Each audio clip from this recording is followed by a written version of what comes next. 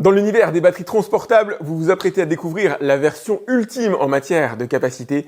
Bienvenue sur AviExpress pour le test de la Oukitel P5000 Pro. Et vous aurez remarqué que j'ai dit transportable et non portable. La bestiole fait 55 cm de long, 30 cm de côté et 48 de haut. Et son poids est à la hauteur de sa démesure. Elle pèse 53 kg et je vous vois venir. 53 kg, c'est encore humain à porter, d'autant que vous avez des anses en métal à ce niveau-là. Certains d'entre vous y parviendront, mais ça ne se porte pas du tout comme une mariée. Nous, pour pouvoir la positionner sur cette table, on s'y est mis à deux. Après, pour pouvoir la transporter, il y a quand même un côté cool, le trolley que vous avez ici. Cool et même indispensable, il s'étend relativement loin, offrant une aisance relative, certes, mais suffisamment correcte pour pouvoir le déplacer. On remerciera notamment les roues caoutchoutées qui se trouvent à l'arrière. Le trolley, c'est véritablement l'élément indispensable sur cette batterie, extrêmement facile à utiliser. Vous aurez peut-être remarqué d'ailleurs, il est possible de stationner la batterie à la verticale. Il y a des pieds en dessous. Il y a des pieds sur le côté, ça permet notamment de pouvoir la redéplacer facilement après. J'imagine que la justification de ces mensurations exceptionnelles de son poids ne vous a probablement pas échappé. C'est écrit juste ici, la batterie peut envoyer du 4000 watts et stocker 5120 Wh. Allez, je vais vous donner quelques chiffres pour illustrer tout ça. Dites-vous que la plupart des chauffages que vous allez acheter dans le commerce consomment 2000 Wh, ce qui signifie dans l'absolu que vous pouvez en brancher 2 sur cette batterie, ce qui est déjà exceptionnel. 5000 Wh permettent de regarder une télévision d'environ 50 pouces pendant 50 heures. Et vous allez approcher la journée d'autonomie en utilisation télé PlayStation 5. Je vous grossis le trait, mais vous allez approcher des 7 heures d'utilisation d'un four micro-ondes. Je schématise encore une fois, mais c'est plusieurs jours de réfrigérateur. Et j'ai souvent des questions concernant le pic de consommation lorsque le réfrigérateur se met en route. 4000 watts, ça absorbe tout. Je n'ai même pas d'appareil chez moi qui pourrait défier 4000 watts. Mon four doit être autour de 2500 watts. Ce n'est pas à recommander ni même à tester évidemment, mais on commencerait presque à rentrer dans la sphère d'alimentation d'une pompe à chaleur. Ah, comme je vous le disais, c'est du délire total, d'autant qu'on a à l'intérieur ce qui se fait de mieux en matière de cellules énergétiques, du LiFePO4, avec jusqu'à 5000 cycles de vie, ce qui correspond à peu près 13 ans à raison d'un rechargement par jour. Le sujet est à débattre, mais en gros, au bout de 10-13 ans, il lui restera 20% de sa capacité d'origine. Ça va dépendre de l'utilisation que vous en aurez et de son stockage, sa zone de confort étant entre plus 40 degrés et moins 10. Qu'allez-vous pouvoir brancher dessus? Vous aurez peut-être remarqué, ce genre de batterie est en général divisé en 3 zones. Vous avez ici la zone 12 volts, là vous avez la zone port USB, USB-C, et ici, vous avez la zone 230 volts. Au niveau DC, vous allez retrouver une prise allume-cigare 12 volts 10 ampères-heure. Vous allez retrouver ici un connecteur 24 volts 10 ampères-heure avec 4 pôles mâles. Et vous allez retrouver du 12 volts 3 ampères-heure. Au niveau USB, on commence par les basiques 5 volts 2,4 ampères-heure en USB-A pour recharger en 12 watts. Ici, vous avez la même chose mais en Quick Charge 3, 18 watts. Et enfin, les ports USB-C 100 watts. Ces ports-là pouvant servir à la recharge très rapide des smartphones les plus récents, mais aussi à la recharge d'ordinateurs portables type MacBook. Presque exceptionnel, en tout cas, c'est une première pour moi. Vous allez retrouver 5 prises électriques. Alors 220, 240 volts, j'ai résumé tout à l'heure en parlant de 230 volts. Il s'agit de prises 16 ampères, ce qui signifie que vous ne pourrez pas mettre 4000 watts sur une seule prise, mais vous allez pouvoir vous en approcher, puisque normalement une prise 16 ampères est en mesure de gérer jusqu'à 3500 watts. Autrement dit, la plupart du temps, vous allez répartir les 4000 watts sur plusieurs prises, mais vous pouvez quand même cumuler pas mal sur une seule prise. Petit regret, les caches qui sont quand même franchement basiques, en caoutchouc semi-rigide, je ne serais pas étonné qu'à la longue, ils finissent par se détacher. Bon, après, il est important de noter qu'on n'est pas sur un produit étanche, évidemment, gardez-le à l'abri des projections d'eau. Si cette zone-là est dédiée à la sortie d'énergie, vous avez bien sûr une zone dédiée à l'entrée. Cette station électrique se branche sur secteur avec un potentiel de 3200 watts en entrée, c'est tout simplement colossal, ou se branche directement sur panneau solaire avec un potentiel de 1000 watts et la possibilité de faire varier via l'application ou via le bouton que vous avez ici la vitesse de recharge. Le top est pas forcément simple à faire étant de cumuler le meilleur des deux mondes avec une capacité en charge à 4200 watts maximum. J'ai jamais vu ça jusqu'ici. Si vous parvenez à cumuler le meilleur des deux mondes, solaire et secteur, vous aurez une batterie qui se recharge en seulement 1h10. Au niveau du solaire, la batterie prend en charge tous les panneaux 400 watts pourvu qu'ils soient connectés en MC4 et prend aussi en charge les puissances inférieures comme les 100 watts que vous avez derrière moi. Je précise pour les adeptes du solaire qu'il s'agit évidemment d'un XT60 à ce niveau-là. Vous allez retrouver 2 évacuations d'air et 2 entrées de l'autre côté pour les moments où la powerbank sera fortement sollicitée. En face avant, vous allez retrouver un écran de contrôle qui ne servira qu'à vérifier les constantes, il n'est pas tactile. Vous allez retrouver le nombre d'heures pendant lesquelles la powerbank peut être utilisée en fonction du niveau de batterie restante. Là, je suis à 55%. Le niveau d'énergie entrante, le niveau d'énergie sortant. C'est basique certes, mais la batterie est essentiellement faite pour être gérée via l'application. En partie supérieure, sous le capot, est est habilement dissimulé la connectique. Vous allez retrouver la prise secteur qui n'est pas là à cet instant précis, elle est quelque part dans ma maison, je l'ai pas retrouvée.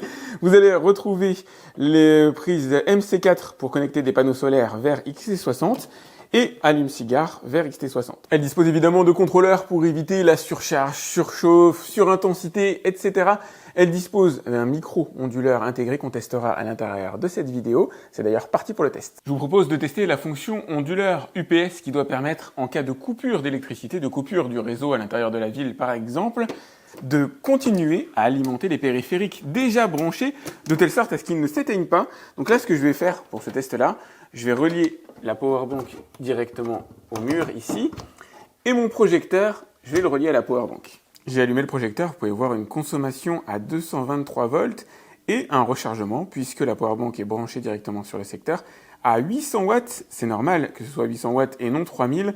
Je l'ai mis en mode réduction de puissance tout simplement parce que c'est du 1,5 mm² qui parcourt mes murs. À cet instant précis, la station d'énergie sert de passerelle. En gros, le courant passe de mon mur à la station, puis va au projecteur. Ce qu'on va faire, c'est simuler une panne de courant. Je vais donc débrancher la prise du secteur et comme vous pouvez le voir, le projecteur ne s'est pas éteint. Et ce sera le cas notamment si vous bossez sur un ordinateur fixe. Si jamais le courant vient se stopper dans votre ville, je vous rassure, l'ordinateur restera allumé. C'est la fonction onduleur. C'est en quelque sorte un incontournable pour ce genre de powerbank. Je vous propose de nous faire un petit café. J'ai changé de machine récemment. Celle-ci consomme entre 1200 et 1400 watts. Il ne reste plus qu'à la brancher et évidemment activer le bouton que vous avez ici. Alors la voilà allumée et sa chauffe consomme, comme vous pouvez voir, autour de 1200 watts par intermittence à cet instant précis, qui équivaut avec les 55% restants à 2 heures d'utilisation, ça fait un paquet de café. Et la voilà prête. Alors là, pour l'instant, elle est en train d'effectuer le nettoyage. Et c'est parti. Elle est assez cool, cette machine. Alors, je vous l'ai jamais présentée. Moi, je suis pas un spécialiste du café, mais elle fonctionne bien. Et d'ailleurs, vous pouvez voir que pendant la phase de préparation d'un café, si ce n'est la chauffe, le reste consomme assez peu d'énergie. Je vous lâcherai bien un petit what else, mais j'ai encore du mal à mettre au café. Les tiramisu, c'est plus mon truc. S'il est des appareils extrêmement difficiles à faire fonctionner pour ce genre de powerbank, c'est bien les appareils qui chauffent. J'ai comme dans l'idée que ça va pas lui poser de soucis. Premier bébé à tester, un sèche-cheveux à 1800 watts. Bon, je connais bien le sujet. A priori, ça va être véritablement les doigts dans le nez. Je vais l'allumer. Je vais le mettre en puissance maximale, que ce soit en soufflerie ou en chaleur.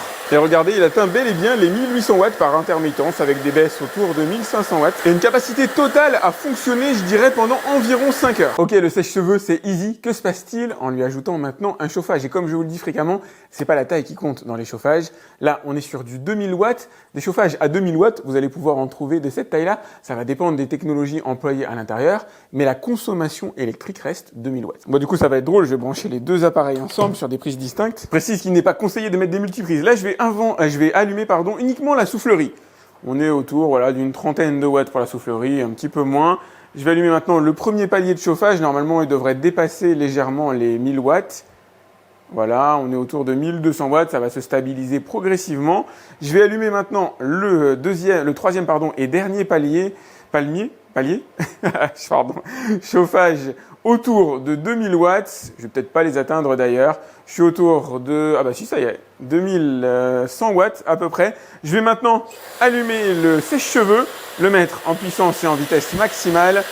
Regardez, 3300 watts. Je crois que c'est la première fois ou une des premières fois que je vois afficher un tel chiffre sur une powerbank. Vous aurez remarqué cette fois-ci que la durée, l'autonomie a fondu comme neige au soleil, évidemment, à proportion de l'énergie consommée. Évidemment, je vous conseille pas de le faire, mais moi je suis joueur, je vais brancher en plus un four dessus. Autour de 2000 watts, on va voir d'ailleurs la consommation électrique ensemble dans un instant. J'ai un extincteur juste à côté, je vais l'allumer, hop, je vais le mettre en max directement, voilà.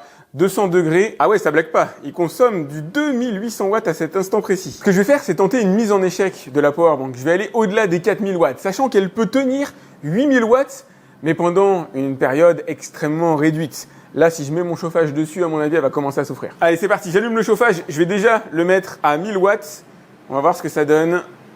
J'ai une consommation, voilà, là on n'a pas trop dépassé les limites, vous avez vu, on a dépassé un peu, je suis monté à 4200 watts, elle ne s'est pas mise en échec, elle est capable de dépasser les 4000 watts pendant un timing réduit. Maintenant, je vais accroître la puissance, cette fois-ci on devrait dépasser les 5000 watts, elle va pas pouvoir tenir comme ça éternellement, mais c'est toujours intéressant de voir combien de temps à peu près elle va pouvoir durer alors qu'elle est censée fonctionner, voilà, elle est censée fonctionner à 5000 watts max, elle a pu encaisser quasiment 5000 watts pendant, allez, une petite dizaine de secondes. Je vous rassure, à cet instant précis, elle n'est pas morte, hein. Elle s'est juste mise en arrêt de sécurité. En témoignait d'ailleurs, et il ne clignote plus malheureusement, le petit écusson Overload qui était inscrit juste ici. Je n'ai même pas besoin d'appuyer sur le bouton Overload Protection que vous avez juste là. Je vais juste réappuyer sur le bouton là qui va alimenter les prises électriques.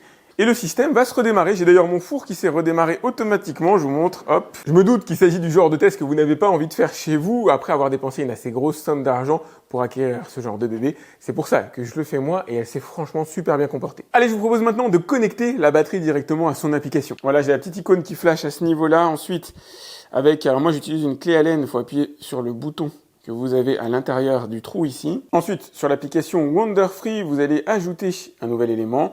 Et la batterie, normalement, devrait être détectée immédiatement. Vous rentrez le mot de passe de votre réseau Wi-Fi quand c'est demandé, et ça y est, c'est terminé. L'application en façade est assez simple, elle vous donne les principales constantes de la batterie, sa température, le niveau d'énergie restante en pourcentage, une estimation de la durée d'utilisation de la batterie en fonction du niveau d'énergie restante, la possibilité de la connecter en Wi-Fi ou en Bluetooth, l'entrée électrique, la sortie électrique, avec une petite différenciation AC/DC. Dans les paramètres supplémentaires, vous allez pouvoir régler la fréquence. Alors pour le coup, nous, en France, en Europe, de manière générale, on est sur du 50 Hz.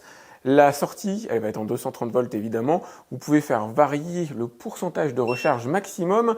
Dommage, j'ai pas vu le même réglage pour le pourcentage de décharge qui aurait pu être intéressant. Voilà pour la démo, moi je vais le laisser sur 100, mais vous pouvez éventuellement épargner la batterie très légèrement en mettant un 90, pourquoi pas.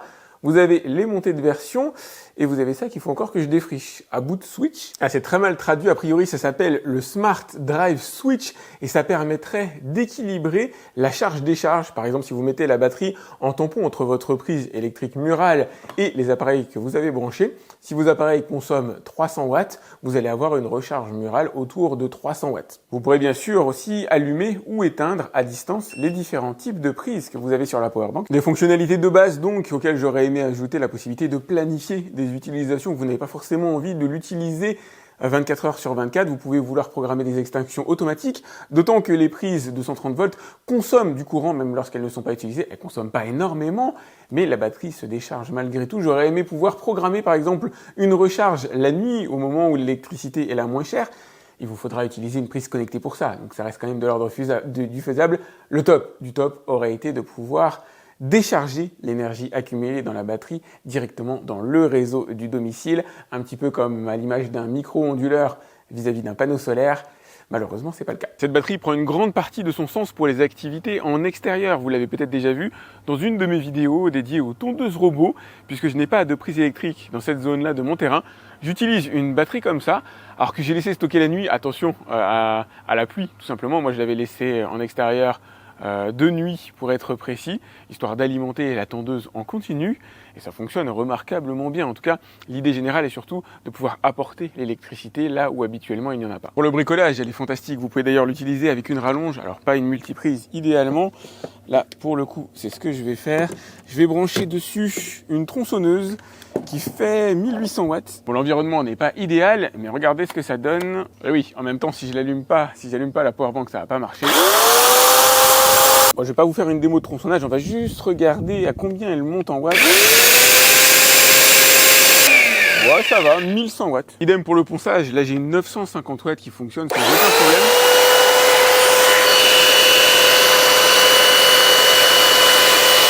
Avec une dépense calculée par la batterie autour de 600 watts. Il n'y a pas grand chose qui va lui résister en matière d'outillage quotidien. Seuls des postes de soudure à fil fourré, par exemple, vont commencer à tendre vers sa limite. Dans l'absolu, ce genre de batterie n'est pas faite pour ça non plus. Une des caractéristiques de cette powerbank, c'est que vous allez pouvoir recharger un certain nombre de produits informatiques. Vous allez me dire, c'est logique, il y a des prises 230 volts, mais ce qui peut être cool aussi, c'est d'utiliser les prises USB. Pourquoi c'est cool? Eh bien, comme je vous le disais précédemment, les prises 230 volts consomment de l'énergie. Lorsque vous appuyez sur ce bouton, la dépense est d'à peu près entre 10 et 20 watts pour assurer l'alimentation en continu des prises 230 volts.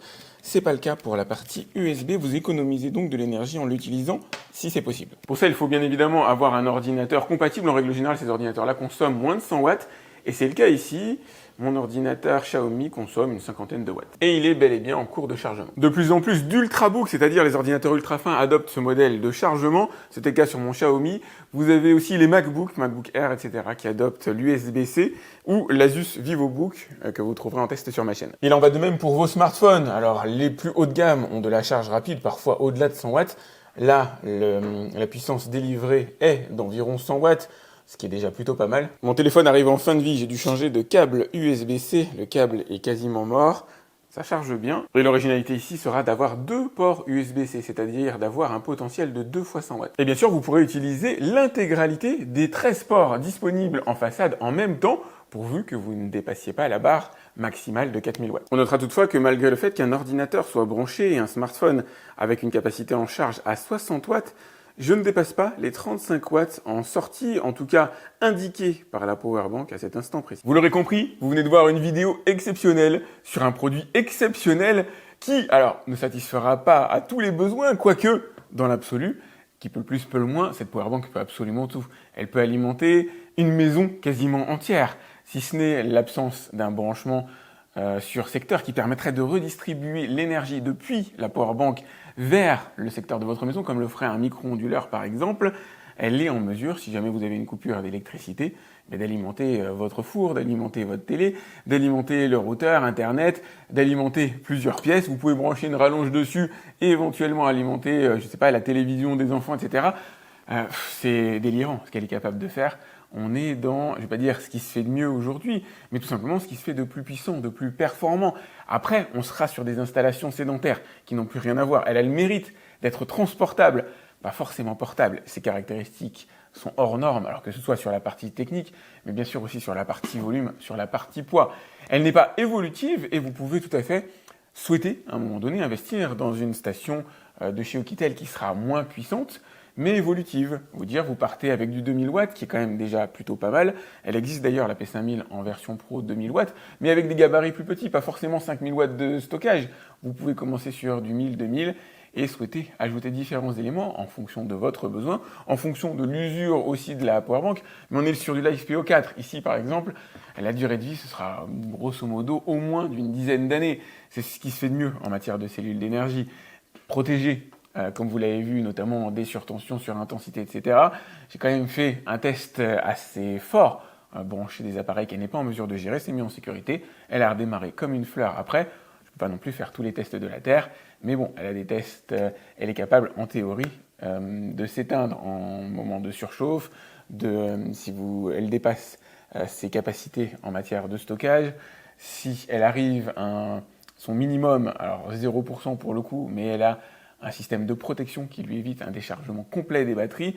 Bref, elle a quasiment tout ce qu'il faut aujourd'hui, à part 2-3 éléments. Comme je vous le disais, mon rêve, ce serait qu'Oukitel développe un micro-onduleur qu'on puisse adosser à cette powerbank de telle sorte que l'énergie stockée puisse être redistribuée directement dans le réseau de mon domicile, sans avoir à utiliser les ports ici, pouvoir utiliser les branchements, les câbles les prises 230 volts dans mon domicile. Ça, j'avoue, ce serait génial. C'est ce qui me manque le plus d'une certaine manière. En matière de connectivité avec l'application, ça reste assez anecdotique, ça reste assez réduit. J'aurais préféré peut-être un peu plus d'interaction, notamment pouvoir recharger la powerbank au moment où au moment de la période creuse EDF.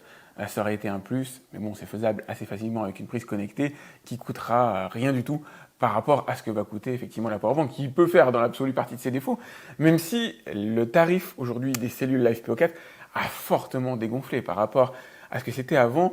Vous allez trouver aujourd'hui le double de capacité dans ce genre de batterie pour le même prix par rapport à ce qu'on trouvait il y a environ 3-4 ans. Voilà, les caches ne respirent pas la qualité monstrueuse non plus. Ce que j'ai apprécié par contre, c'est que même si la ventilation se met en jeu, elle reste relativement discrète, relativement. Si vous êtes dans un van, forcément vous allez l'entendre. Si vous êtes dans un environnement avec une télévision, ça ira. Si vous avez une soufflerie, vous mettez un chauffage, qui est finalement le moment où la ventilation va se mettre en charge.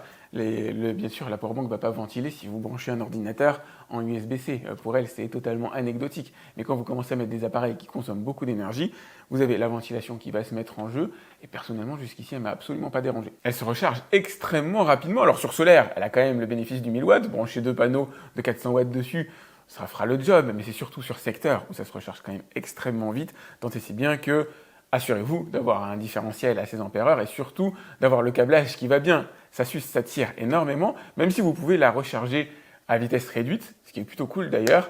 A priori, ça préserve les cellules. Ce qui est très cool, c'est de pouvoir la recharger véritablement très rapidement.